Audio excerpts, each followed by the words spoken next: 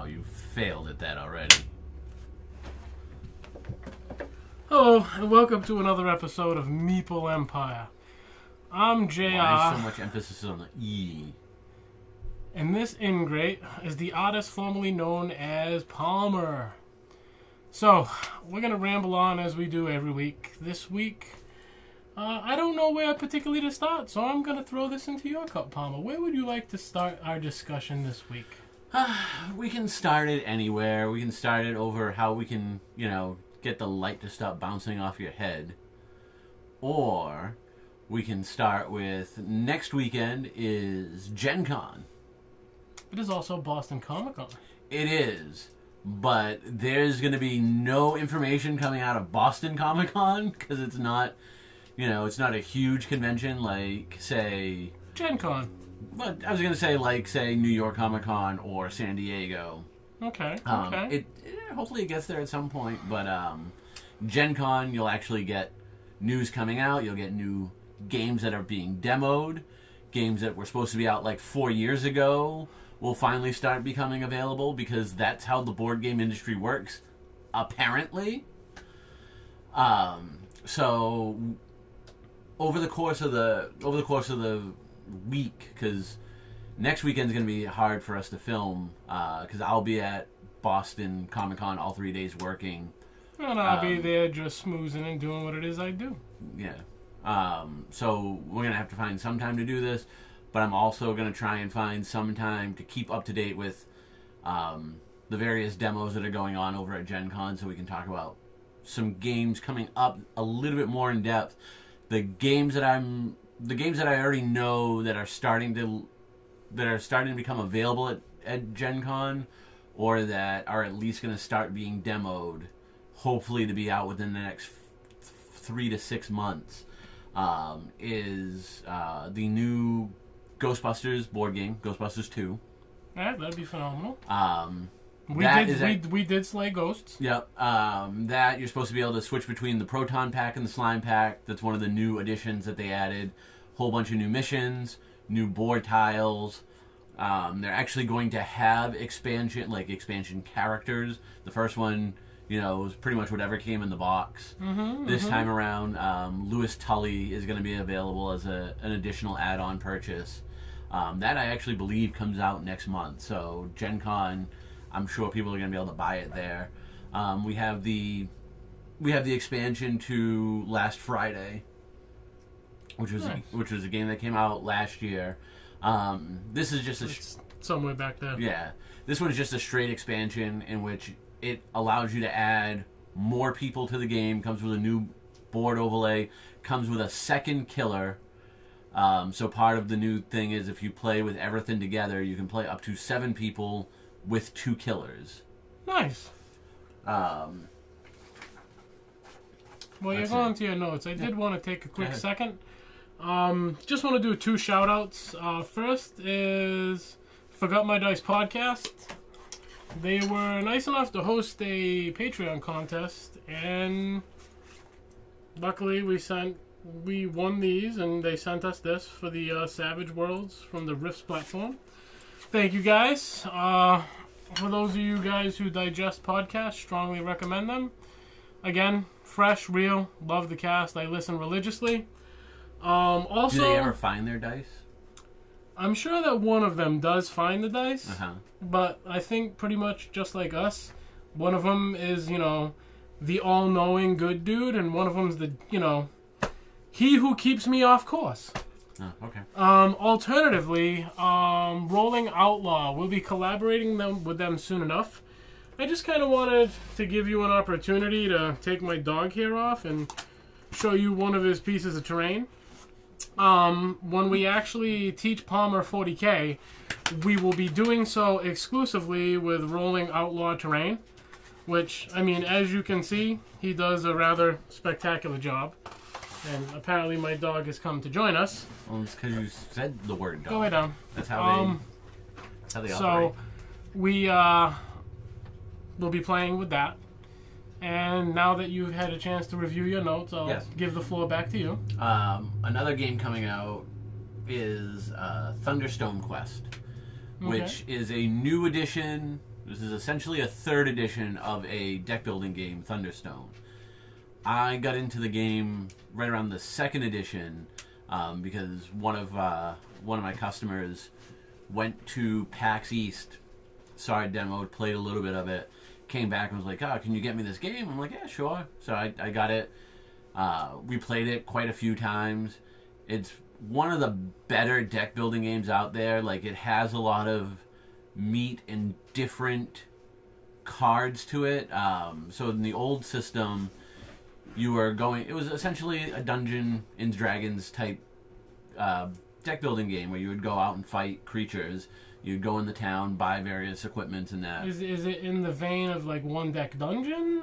Or? I haven't played One Deck Dungeon. This is kind of in the vein of a lot of other deck builders. Like, in other deck builders, you have like a row of enemies to fight. Correct. Instead of this, you just have one enemy to fight at any one time. You have the village where you can go buy various cards to include in your deck to make it better. But one of the things in this game was they, like, equipment decks, sword decks and whatever. There were so many decks in the game that you had some sort of algorithm, or you could just really line them all up and roll the dice to pick out certain decks to play in the game. So you didn't necessarily play with the same equipment or creatures every single time. Okay. So it was kind of a different game almost every single time. Okay. The addition now to the Thunderstone quest is quests. Like, you essentially, it's going to have like a campaign book that'll tell you this is how you set it up, this is the quest you're going on. It makes it a little bit more thematic. But just because of how good the 2nd edition was, I'm really looking forward to this one. Deck builders tend to be hit or miss because there's only so much you can do with a deck builder. Mm-hmm. But I'm really interested to see that one. Nice. I'm pretty sure Wander is another demoed very well. I don't know too much about it, but something I'm kind of interested in seeing a little bit more. It showed up on Facebook. There was, I believe, some footage that had come from Adepticon where they had done some demos of it. I believe it's going to be kickstarting very soon. I'm not sure if it's Bad Panda or Red Pandas behind that, but that might be another something worth kind of looking into. As far as established games with just a reskin, the one that I really want to see how this looks and turns out is they are doing a new version of Catan. Now, as we all know, Catan is one of those quote-unquote gateway games. Like, if you play board games, you more than likely have played Catan. Okay. Tons of people love Catan. Aside from some things here or there that I feel can make the game go on a little too long, I do enjoy Catan, although I really like Star Trek Catan the best. Which we've actually played with a mutual friend, Buddha. Yeah, we've played it. So you have character roles. So kind of like that reskinning, they're doing a skin of Catan for Game of Thrones. So I'll buy that. So that one, I'm assuming it's just Catan with Game of Thrones thrown in, kind of like Star Trek was. They'll have character cards that you give you a power before you switch them out. But it'll be interesting to see if they go above and beyond to incorporate a little bit more of Game of Thrones. I would assume the Bandit is now just going to be the White Walkers.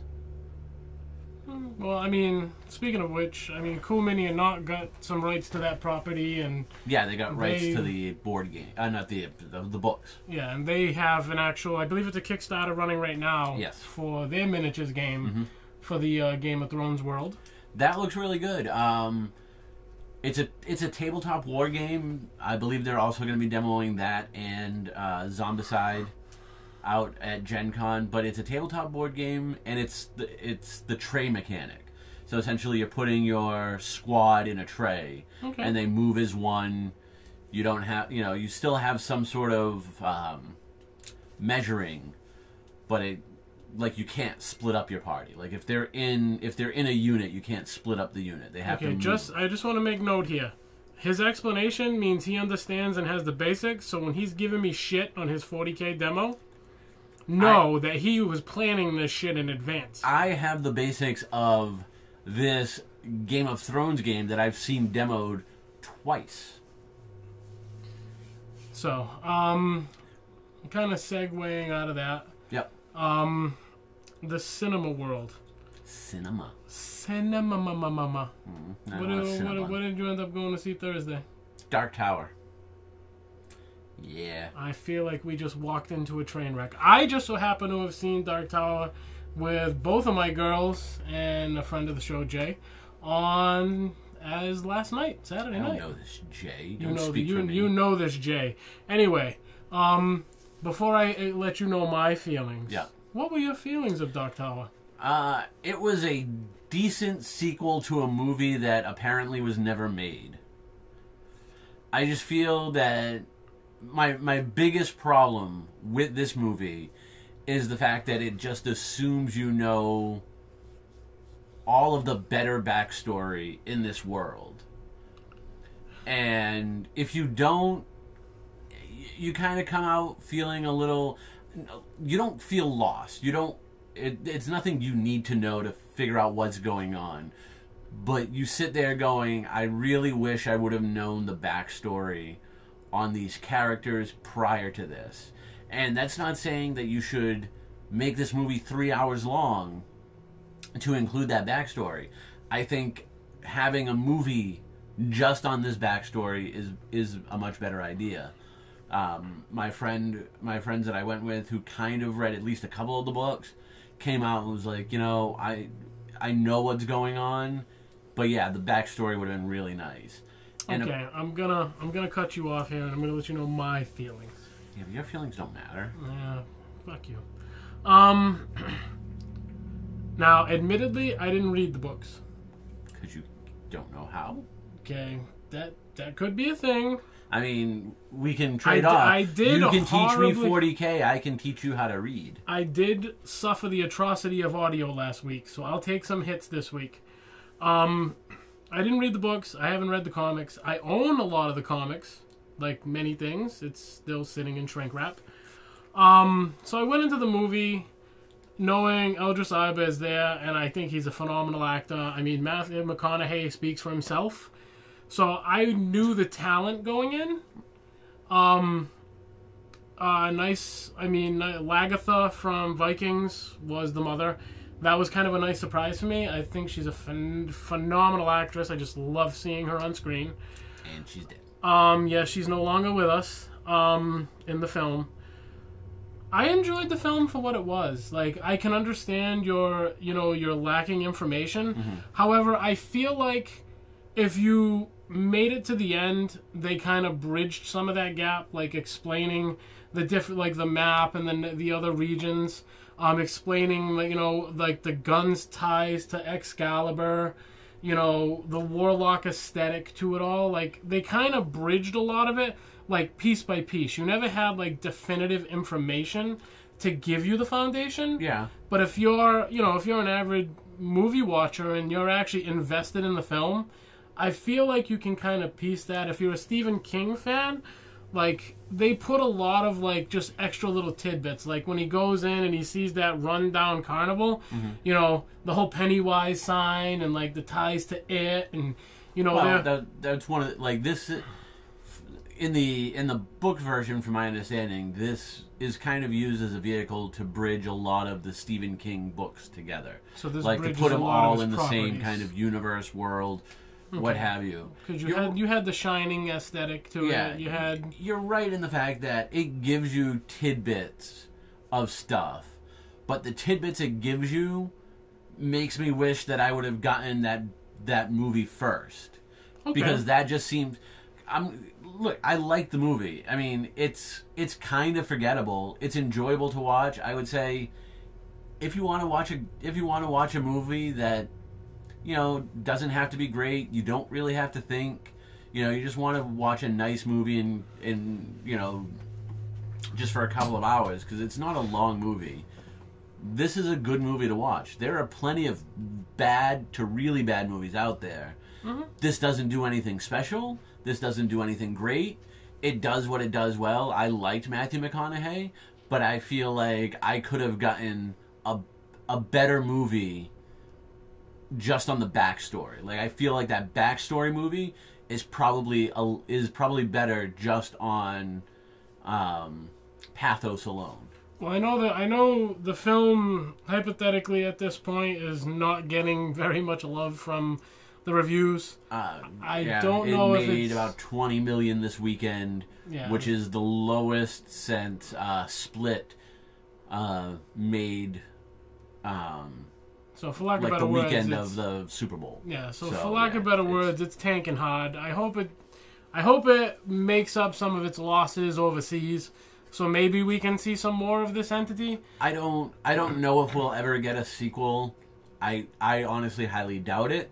But I really hope, and I said this coming out of the movie, is they've already planned to do a TV show.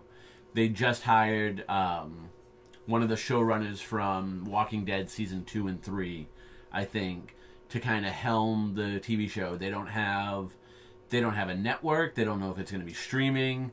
They're looking at maybe 7 to 9 episodes for the season. It's not going to connect with the movie. It's going to be its own kind of property.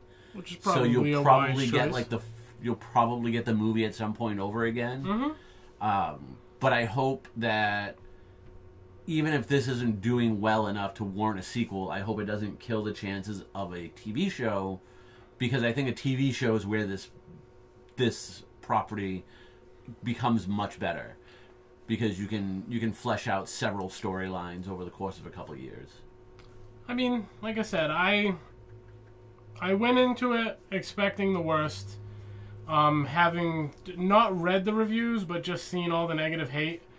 I came out of the film, just having been, it could have been a whole lot worse. I did enjoy a lot of the gunplay. I did enjoy a lot of the kind of the back and forth between Matthew McConaughey. I found him to be an excellent villain. I mean, I really did want to punch his teeth out, like about 2/3 of the way through the film. To be fair, you always want to punch Matthew McConaughey's teeth out. Pretty much. That's just his persona. Yeah, but true. He was really good as the villain, even though I feel like he doesn't have much to do. No, I mean, like I said, it's I enjoyed it. Let's see where we go with next week. I will admit, I really wanted to force you to watch Sharknado today, and I was going to set up a couple cams in the living room to stream your reactions. I know that I would have had to, literally safety strap you to a couch to do that. What? Tell me how you really feel about Sharknado and why you will fight me to the end of the day to watch it with me. I don't think I've actually ever seen an entire Sharknado movie. Well, I mean, it's just 90210. There's all this information. That's trademark, by the way. Yes, there's all this information going on. That freaking Ian whatever Berg made more money for Sharknado 5 than Gal Gadot made for Wonder Woman. It's because he's a man. No. No. Yeah, you're right. Yeah, yeah. I don't hear you bringing up how much American Pie person got for Sharknado, whose name is escaping me right now. Is Stifler in it? Is it not? Who's the from American girl Pie? from American Pie. Oh, the lead actress in Reid. Sharknado. There we go. Tara Reid. I don't hear you bringing up that she made more money than Gal Gadot for Wonder Woman. That she needs to just fall down a flight of stairs face first, hit every single one. I don't know. That's very misogynistic of you. Yeah, but she's terrible. Oh, her acting? Yeah, it's horrible. Yeah, it's horrible. But so is all of the acting in these movies. I've seen her act pretty well. American Pie, I don't typically like that kind of comedy. I love the American Pie movies. She was good in American Pie. This is kind of like the old joke where you hearing this? Where when they were filming Star Wars, okay, and every so often, when Mark Hamill would say dialogue or be like, yeah, I'm really gonna say this, and the whole joke of Lucas saying, We want to do the scene again, faster, less realistic. You know, this is a very hammy movie in which I would assume they're encouraged to act horribly. I just feel Tara Reid is the weakest link out of everything. I would say the CGI. Yeah, but the CGI is like. Personally, I got nothing. Like I have so many things I want to say. I can't forge into a legible sentence. Personally, I will watch a Sharknado movie if next time around they just use real sharks. Because then, like, if there's a chance Ian Hesverisa, has a Berg. There's no Berg in his name. It's I like think it's a Zinger. Berg. No, it's there you go. That Zinger. We'll just add Zinger. It's not a Berg. It's a Zinger. Like if there's a chance he accidentally gets eaten by a real shark because they are the deadliest predators to the human race, then I will watch that movie. But until then, it's the equivalent of seeing Michael Phelps race a CGI shark. I don't know. I need you people to chime off. Like, let's force him to watch Sharknado. Like, I feel like that needs to be a thing. So, moving on. My schedule is kind of full up with learning 40K and trying to learn how to play First Martians. Because I have no idea how to play that game. But that's going to be fun to play. Speaking of 40K, all I got to say, Twin Link Devourers suck. Okay? Suck. Terrible. Do they suck or do you suck? I've now retired my Imperial Fists. We will be going straight Nidzilla. And everything's going to be close combat, up in your face, fast to fast. I'm either going to win big or lose big. It is what it is. Lose. There will probably be more losing than winning. This is a fact. No winning. Just saying. Are you caught up on Thrones? Yeah, I'm mostly caught up on Thrones. There's a 20-minute segment from the last episode that I still haven't seen because I fell asleep. Jon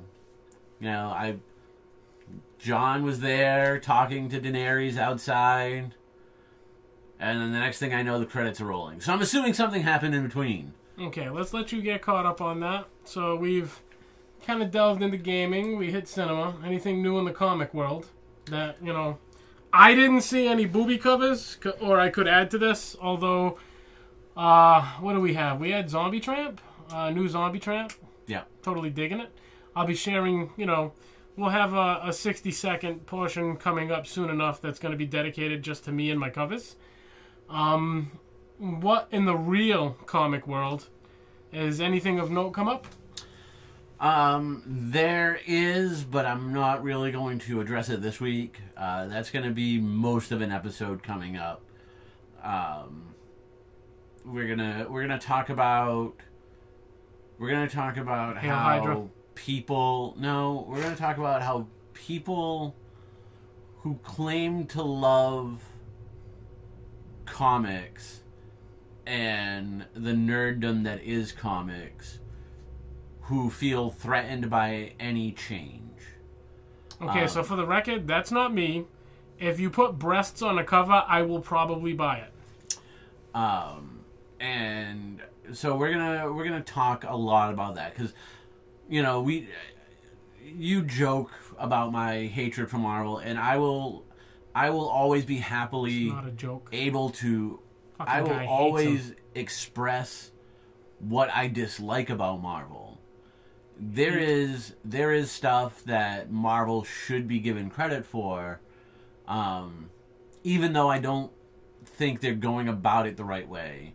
They are trying to push diversity. They are trying to push diversity to the forefront of comics where it should be, where it needs to be for this industry to keep going. I just wish they kind of did it better. But that's going to be the entire segment, going over internet trolls in comics, and then also starting that same week, I will be giving spotlights to either creators or publishers that I really enjoy, not necessarily that push diversity, that'll definitely be a factor in it. But just stuff that I really think people should be on the lookout for. Even if it's not, there'll be a lot of mainstream comic talk. I'm not huge into independents, I will admit this. But the independents that I do continually read, it's because obviously I really love it. When you have 20 books a week on average that you read, like I do, you don't have a lot of time to be accepting of new series. Mm-hmm. So for me to really pick up a new series, it has to be really good. And I try and keep up on at least most of the superhero genre because that's what sells. That's what sells the most at my location, and it's what sells the most in general. So we'll talk about that. We'll talk about trolls. We'll talk about and just for the record, creators that do really good I'm stuff. equal opportunity. I'm not saying that it's female boobies. It's if it's a rather risque cover of any kind, survey says I will probably get it for the artwork. I'm kind of like a cover shopper. Yeah, which is that's a good way to put, I think, a lot of shoppers who aren't necessarily over the top into comics. You sell a comic based on the cover, and that's kind of like the whole variant thing. I've railed before, variants are a great idea because I like having the option of different covers. But at the same time, Robotech came out this week. Yep. Freaking A. Min-May cover. Fantastic. Have you read the book yet? I'm a cover shopper. There's stuff inside. I'll get to that. Give me some time, man. Cut me some slack. Yeah. I actually love Robotech, too, so I will actually break into the cover now that they're actually kind of bringing it into a whole new age. But like I said, there was a Min-May cover. Yep. And then there was kind of like a almost and blueprint. Another Min-May cover. Yeah, but there's only followed one by added. a Min-May cover. There was a blueprint-esque of, your main Valkyrie in Battleoid mode. And, I mean, again, it was like, I don't know, it's like reliving my childhood all over again. So are you going to review your comics kind of like you reviewed the Exiles game, where you just show, the case and be like, look at how pretty this is? No, because we're actually going to be having a playthrough of Exiles. The miniatures are actually almost completely being done painted. Okay. And once we do that, that'll be kind of another, again, we're going to kind of bounce off of each other with let's lose this shit. Of course, your 40K training is in a whole different world of its own. But hopefully some friends of the show will actually come on and we'll actually be able to play games with you guys. And let's lose this shit. I'm kind of hoping that we can really spotlight Exiles because everything I've seen shows that it proves to be a fantastic game. And like I said, I believe Rob Benson, who is the creative mind behind Exiles, he's just a great dude. He loves what he does. He's been supporting me. He's kind of, he's sent some nice things our way, and we're gonna get to utilize and put that on a tabletop and throw some dice and kill some shit. So Exiles is a cooperative game? It is what you make of it. So it can be cooperative. It could be, deceptive, kind of like a Dead of Winter. You never really know what you're going to get. You're going to get in there and a bunch of players will play against a GM. And the GM will take control of all the events and the bad guys in it. And for as much as you cooperate to overcome these bad guys, you have that temptation to stab your fellow friend in the back and take advantage of them just because you can. And there are certain people that we game with that it's not a matter of if that's going to happen. It's a matter of when is that going to happen. So my biggest question is there a way for all of the human players to lose in the game to win? Correct. Okay. Then we can play it. Because I refuse to play any game in which not everybody can lose. Because we are masters at losing at that game. And thus we will lose this shit. So, thank you guys for watching another episode of Meeple Empire. Meeple Empire. Meeple. Straight from Canada, not really. I'm JR again. This is Palmer. If you like what you see, please comment, rate, and subscribe. Not necessarily in that order. It actually can be in any order that you want it to be. We'll see you guys hopefully next week. We may need to get creative. Maybe I'll find a way to force this kid to allow me to stream straight from Boston Comic Con. Maybe I'll take a camera and get some footage of the cosplay. Who knows? We'll get creative. We'll get you something. It may be a day late, but we will get you something consistently next week. And keep you updated on the Palmer Comic Hour, as well as the Let's Lose This Shit. And I don't have anything else to add. Do you? Before the end of August, I need to learn 40K. So, well, the table's all set up. 3 weeks. It's going to happen. I just need to check on Rolling Outlaw with the remaining terrain, and then we are going to have you drive me absolutely batty. Oh, yeah, it's going to be fun. Painful. I believe painful is the better word for it. Right, so again, who you are. Thank you guys for watching. We'll catch you hopefully next Sunday, maybe next Monday.